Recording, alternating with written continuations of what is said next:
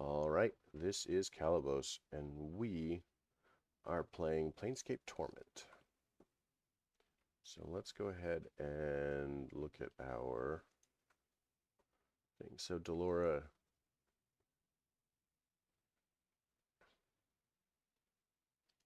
so we have a couple of missions at the Civic Fest Hall. So let's head there. I'm gone.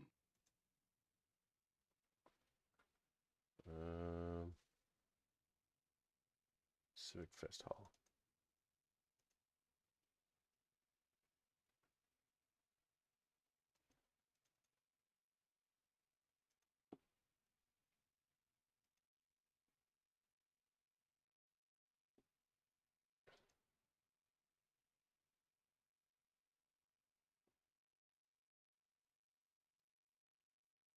We're looking for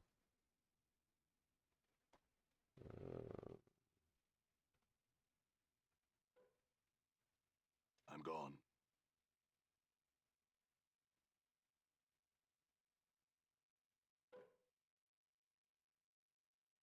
Montague. We're supposed to pretend to speak with you about Juliet. It gives you a puzzled. Yes. He studied you for a moment. Thou art passionate about this matter, I see. Passion stems from love. Thou love her, and I could not deny her love such as thine. Hold on a minute. This was a ruse. She wanted to provoke you into fighting for her.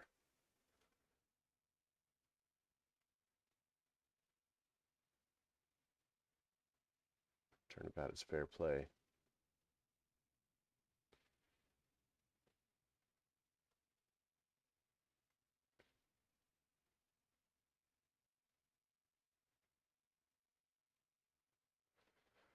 Okay, there's that. I mean, if he's...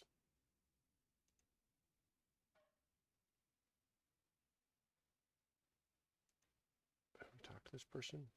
Left side of granite statue of gentleman standing with his arms at the sides, eyes closed. It's an excellent craftsmanship.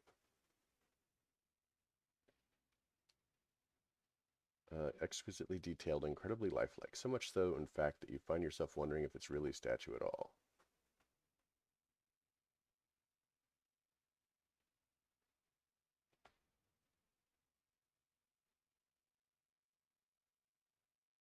As you make to strike the statue, its eyes flash open, it catches your fist in iron hard grip. Narrowing its cold gray eyes, it speaks with a voice like two boulders grinding together. Why would you strike? Quick sigh. Perhaps. For you are forgiven, however one feels that you are lacking patience. Perhaps I have some questions. Hello, my questions?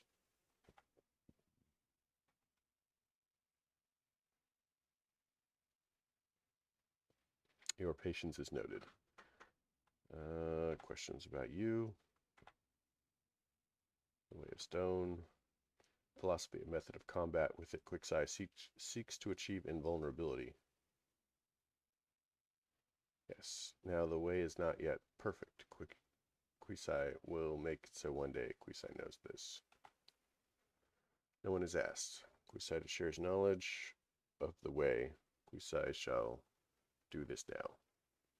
Updated my journal.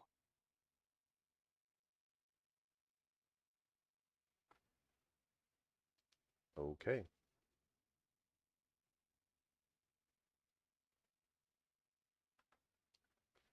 Quisai, what are you exactly? Stone Princes, Genasi of Earth. Updated my journal. Quisai's father, an elemental creature of Earth. A Dao. Quisai's mother, a human woman of noble heritage. Also trains the others. Can you train me? Break the stone.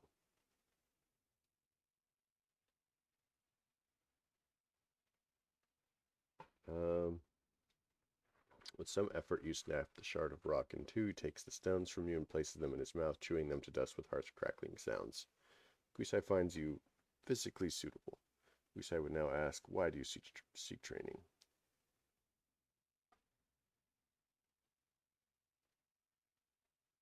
No need for melee then. There are many ways to do these things. One may steal an opponent's weapon, leaving him defenseless. One may hide if one cannot be seen. One cannot be attacked, one is invulnerable. But no thief has mastered stealth to such a degree, and some foes can't be hidden from. Your scent or very thoughts will give you away. After short wait, he nods. Mighty spells can smite many foes more quickly than any blade. Mages are like a flask of flaming oil, powerful, but once spent, nothing. They are physically deficient, their spells merely crutches against this deficiency. When one's sorcery is spent, the core of combat still remains. Updated my journal.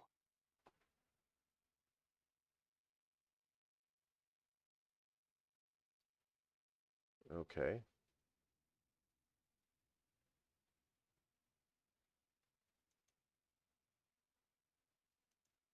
There's a training room?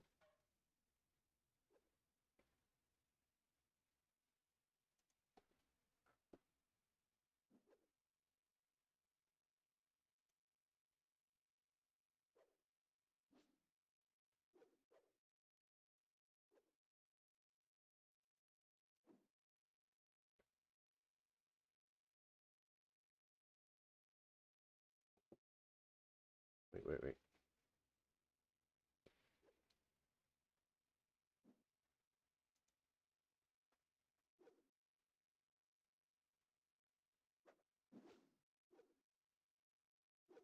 Quisai. Okay, there you go. Yes, train me.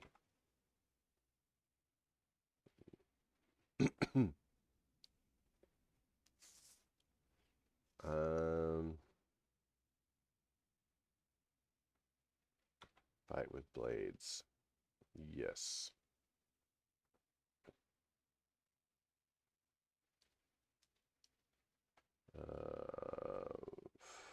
Fight with clubs.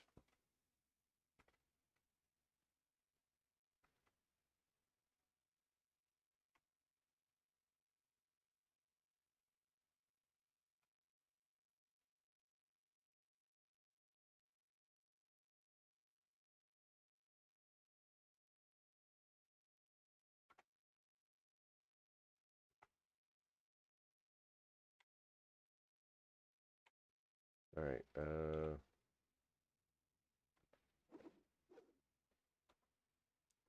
So looking at our character screen, let's see if anything has changed.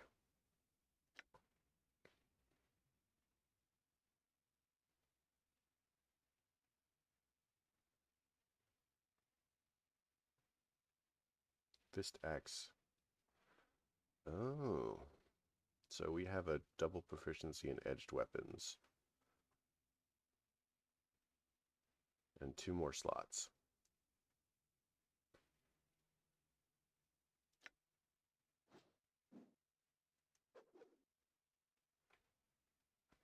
Train me. Yes.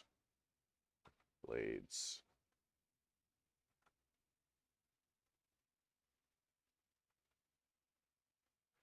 Blades.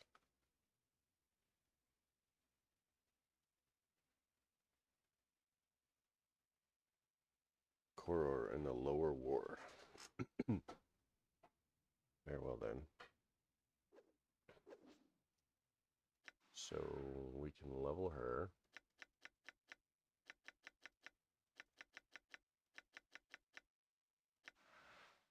Then we can level him.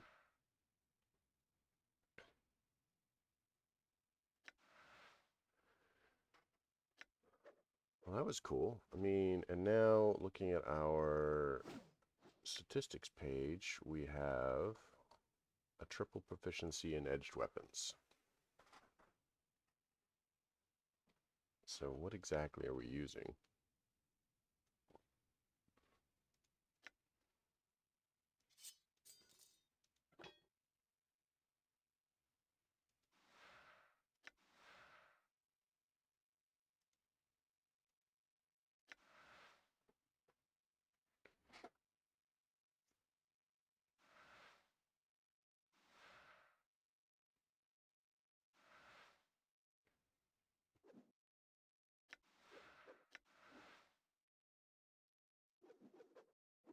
All right, fancy.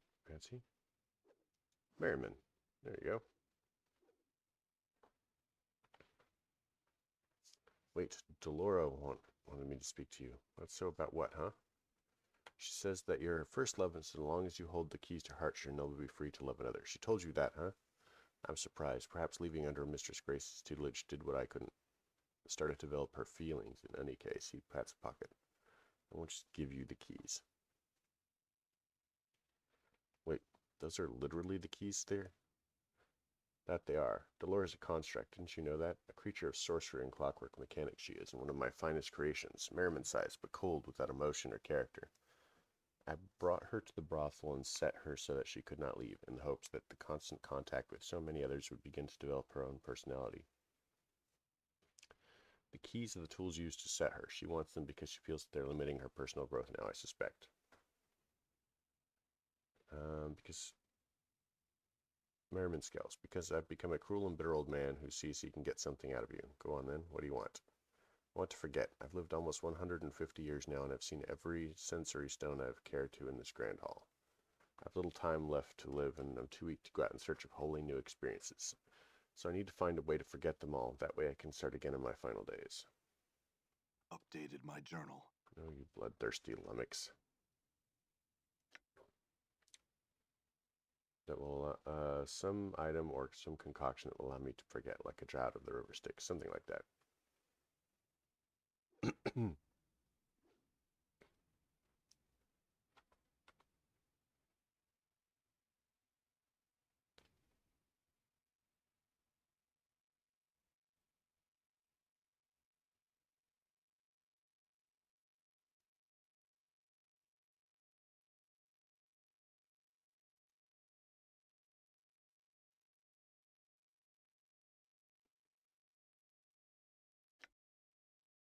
Alright, well, I mean,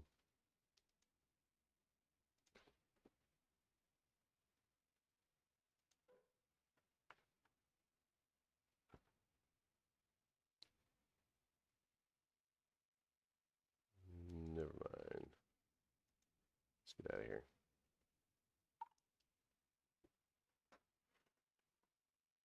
Alright, let me pause this for a second. Alright, so let's see, where can we find some questions? Nope, he doesn't help.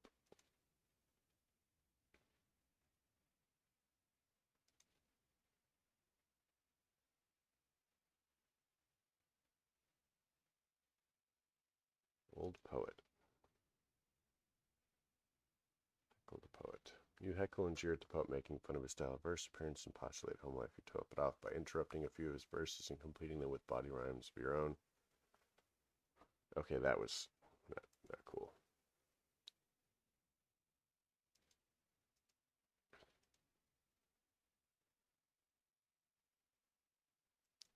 Diligence. Stern-looking old woman is clearly on her way somewhere.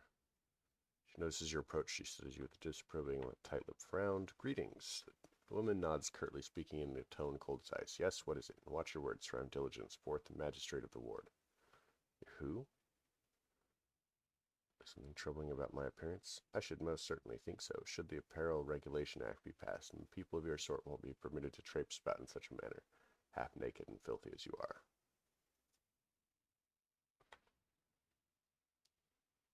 I'm quite clean, begging your pardon, and meaning no disrespect, madam. Some cultures might find your clothes offensive. She examines you skeptically for a moment, then nods. Your point is well taken, sir. Still, though, you cannot deny that you're rather rough-looking.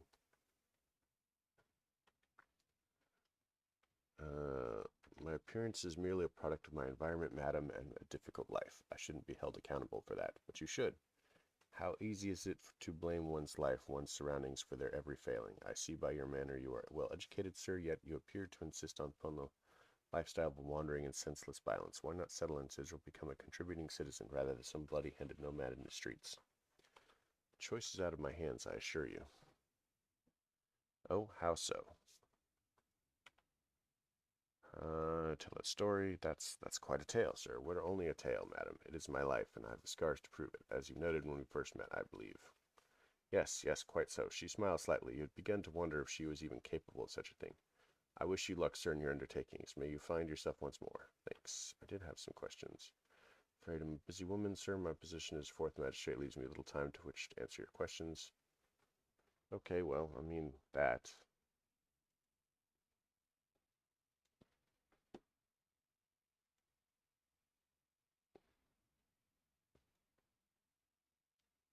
Old man is staring into a stein of ale, misery etched into his features. The battered pewter mug is an unusual one, lightly engraved with strange runes and bearded face, and covered with a coat of thin frost. He looks up as you approach him. Greetings, sir. Something wrong? I've gone and lost my apprenticeship. Well, hungover I was and botched my mentor's last experiment, all for this damn drink. He sneers at the mug in his hand, but in his seconds his expression softens and he takes another swig. Ruins everything. Can't you stop drinking? Journal.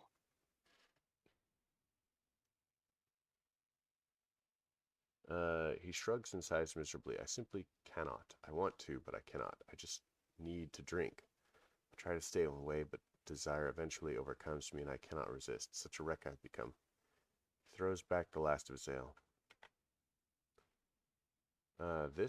He looks down at the pewter mug. I won this in a dice game. It's enchanted to keep whatever's in it freezing cold, in my case, cheap ale. He frowns, rubs at his eyes, and takes another swig of drink. Something wrong?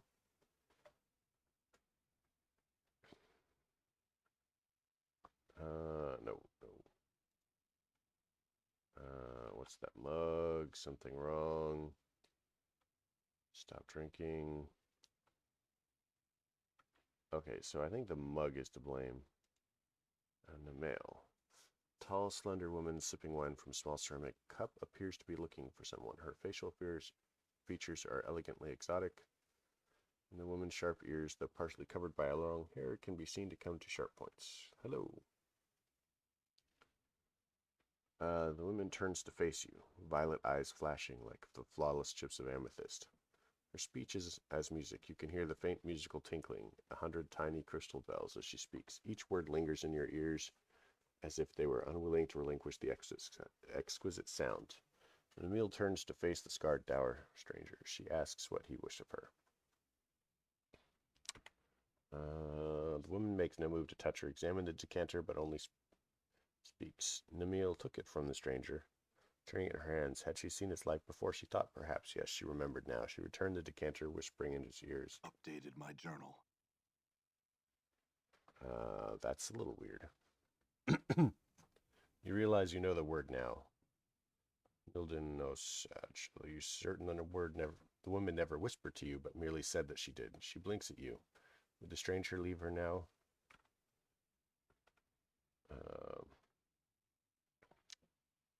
Satisfied with what she had told him? Not just yet. Are you looking for someone? Where could she be? Namil wondered. Her companion, Aelwyn, was supposed to have met her here days ago. The woman sighs miserably. The air around her grows chill with her sadness. How long must she search this vast foreign city before she finds her dearest friend?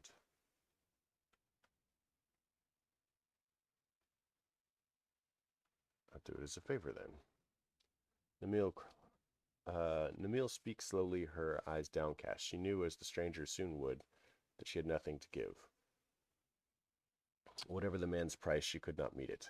I'll do it as a favor then. Namil clasps her hands together and bows her head to you. She would be so pleased to hear news of her friend. She told the kind stranger what Aelwyn looked like, so he would know her should he come across her. An image forms in your mind, a woman who resembles Namil, but with golden eyes and hair of fiery crimson. Updated my journal. Now,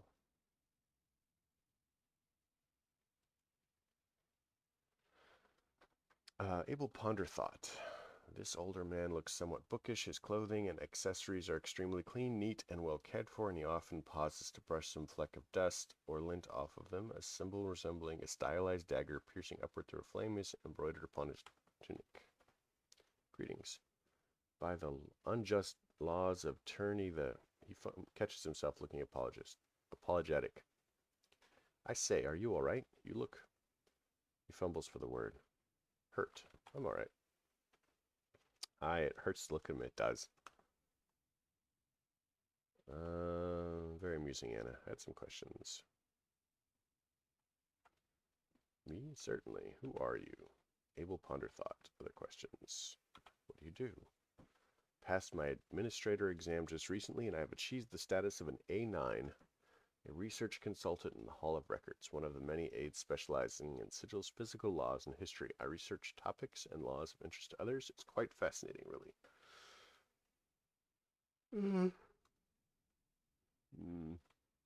Okay. What's the symbol mean?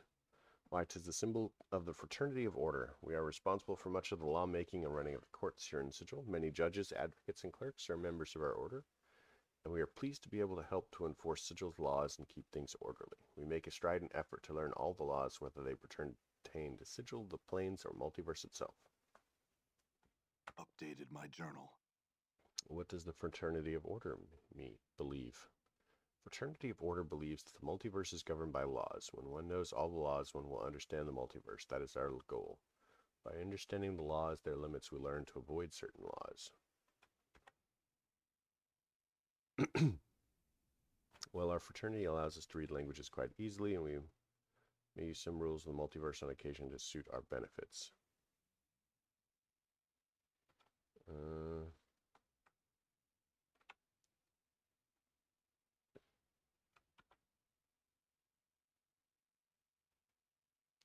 Seat of much of Sigil's record halls and administration, the staff of the places give the ward its name. Many clerks, scribes, priests, bureaucrats, and administration officials live in this ward.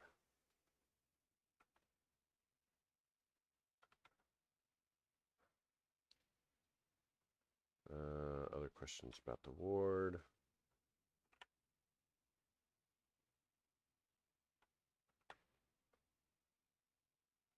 Okay.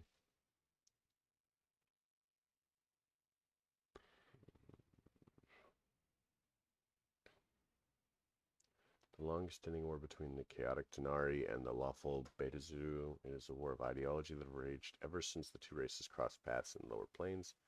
Multiverse has been in its shadow ever since. My blood war history is somewhat rusty, I'm afraid, as there have been numerous clashes over the millennia. I think that's all we're going to get from this guy.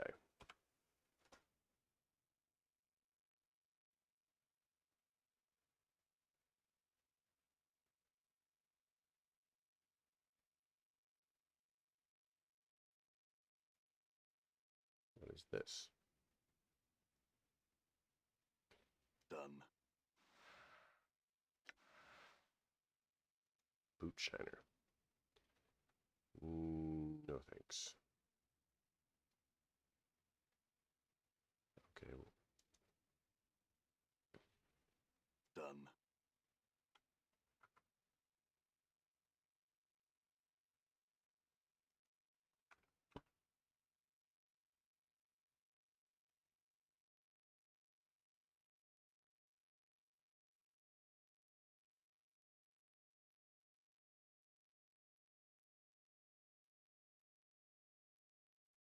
This man's face, oh, it's a mime. A pair of arched eyebrows has been penciled onto his brow, and red powder has been used to make small circles on his cheeks and accentuate his lips. He says something, but you can't hear him. His hands are pressed up against what looks to be an invisible wall. What? I can't hear you.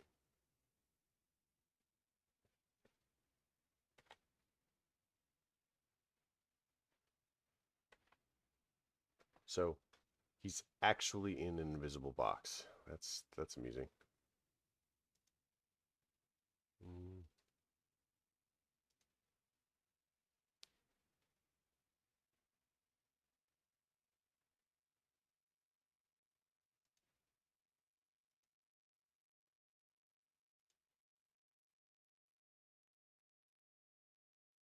Aylwin. Tall, slender woman occasionally looks up from her cup of wine to scan the surrounding patrons and passerby. Her facial features are elegantly exotic. Had some questions. Updated my journal. She begins to smile.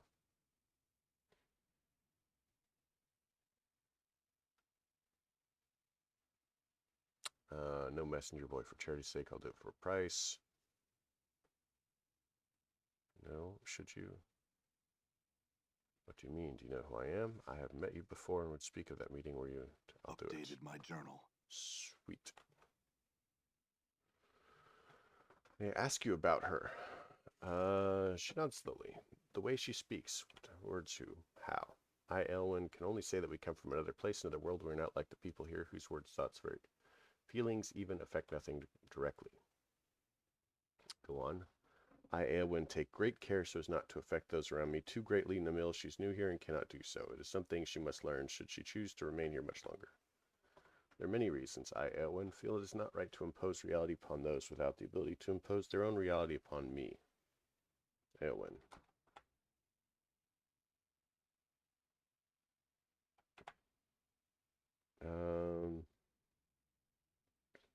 He would speak of it no more to Elwyn, and thus would no longer force her to speak in such a way to him. Find yourself unable to voice another question. All right. Well, I mean, there's that.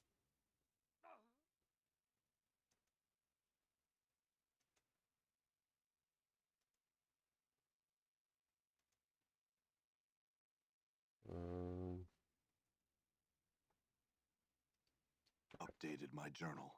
Found Aelwyn. She was looking for you too. Namil's lips form a perfect smile. An infectious happiness radiates from her, clinging to you like a sweet-smelling warmth. Namil was overjoyed to hear of her friend. Namil thanks the man for his wondrous news. Said soon she would go to visit her oldest friend Aelwyn. Now, though, she would reward the stranger. Draw the stranger close.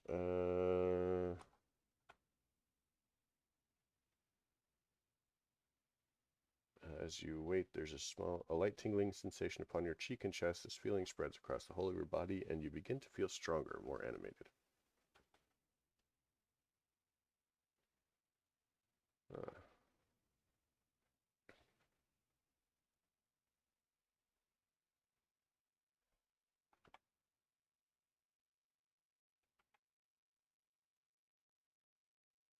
Okay, so that's sorted.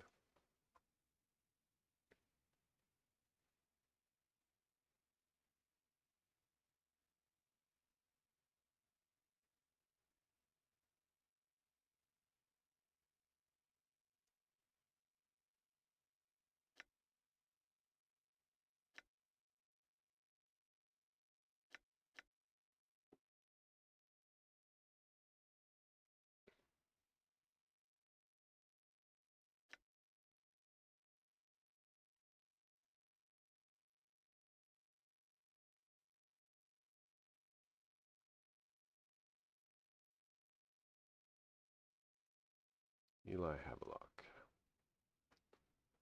Greetings. A narrow-eyed, sharp-faced man is scanning his surroundings with a look of vague disinterest, pausing occasionally to look down and pick at his fingernails. Despite being clothed in silk and velvet finery, he manages to look unsavory and more than little dangerous. The man looks your way. His eyes are dark slits like narrow stab wounds beneath his brow. His voice is low and gruff despite his slender build. Pike off. You think I wander the ward looking for strangers to spill the dark for? Huh. He stands quietly for a moment, then breaks a crooked smile. That's good, that. He considers you for a moment. I'm a tutor at the Civic Festival. Fest Hall. Name's Havelock. Eli Havelock. As a veteran scout, I teach the art of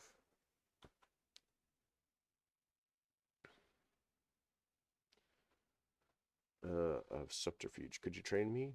Eli frowns sourly. I don't know. I've had enough of teaching petty pickpockets and curious sensates for the time being. Almost to himself, he mumbles, not sure why I agreed to do it in the first place. Perhaps by teaching others you could make them aware of your own skill. At the same time, you defend the nobility of your skills by assuring them that you are no common thief, but a scout and a spy, a master of subterfuge. Eli nods, mulling over what you've said. There's no denying it. It's the sort of sorry, though, when you look at it that way. I don't think so. Those of your trade are often misunderstood, thrust unfairly into the same category as footpads and brigands. There's nothing wrong with dispelling false notions. Huh, right again you are. He gives you a friendly punch to your shoulder. Thanks, Blood. Suddenly looks off into the distance. Well, enough wasting time out here. I'm heading back to the fest hall. If you still want to train, that's where you find me. You have learned some new tricks? Sweet.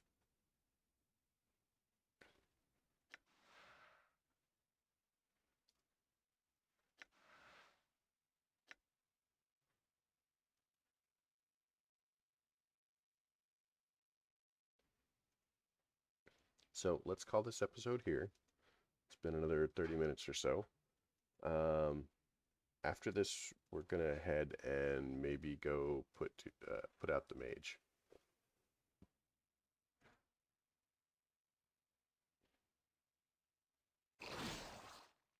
Okay, this is not what I intended to do.